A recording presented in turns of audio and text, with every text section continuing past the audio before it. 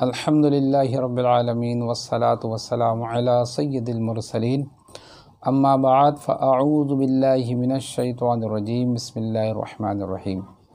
ناظرین کرام، آپ دیکھ رہے ہیں ہمارا یوٹیوب چینل نون سے نیکی۔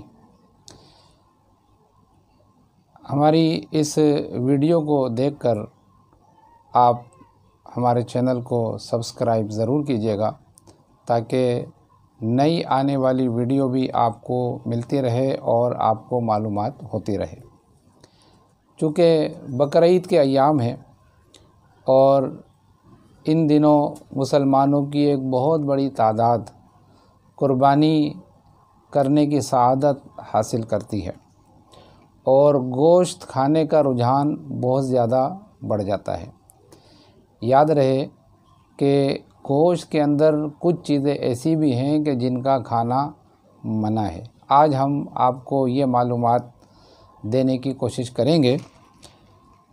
امام اہل سنت رحمۃ اللہ تعالی علیہ ارشاد فرماتے ہیں کہ حلال جانور کے سب اجزاء حلال ہیں مگر کچھ حرام، کچھ ممنوع اور کچھ منع ہے۔ ان کی تفصیل یہ ہے۔ سب سے پہلے رگوں کا خون، یعنی جب جانور ذبح کیا جاتا ہے تو جو خون نکلتا ہے اس کو دم مسفوح کہتے ہیں۔ یہ بہتا خون یہ بالکل ہی ناپاک ہے اور اس کا کھانا بھی حرام ہے۔ اس کے ساتھ پتا اور اس کے ساتھ مثانہ یعنی پھونکنا، علامات مادہ اور نر جانور میں اور مادہ جانور میں جو ان کی علامات ہوتی ہے تو یہ بھی منع ہے۔ بیضے یعنی کپورے ہمارے معاشرے میں بڑے شوق سے کھائے جاتے ہیں اور لوگ کٹ کی ڈش کے ساتھ اس کو پسند کرتے ہیں، تو یاد رکھیے کہ یہ بھی کھانا منع ہے۔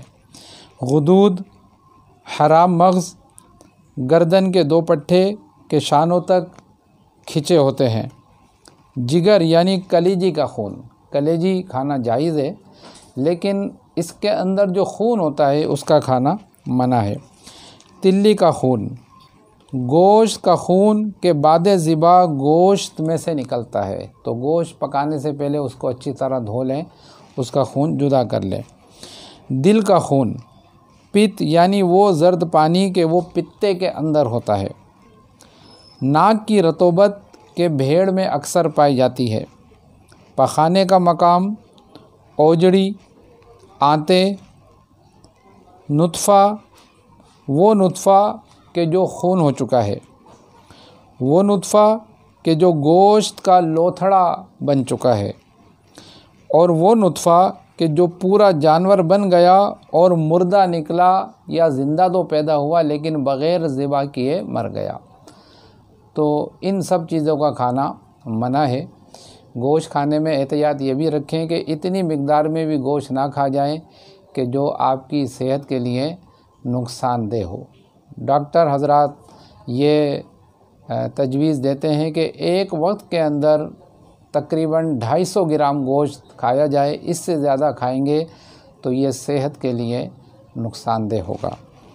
اللہ تبارک و تعالی ہمیں خوش دلی کے ساتھ قربانی کرنے کی توفیق عطا فرمائے اور اس کے گوشت سے نفع اٹھانے کی توفیق عطا فرمائے۔ آمین بجاہ النبی الامین صلی اللہ علیہ وسلم۔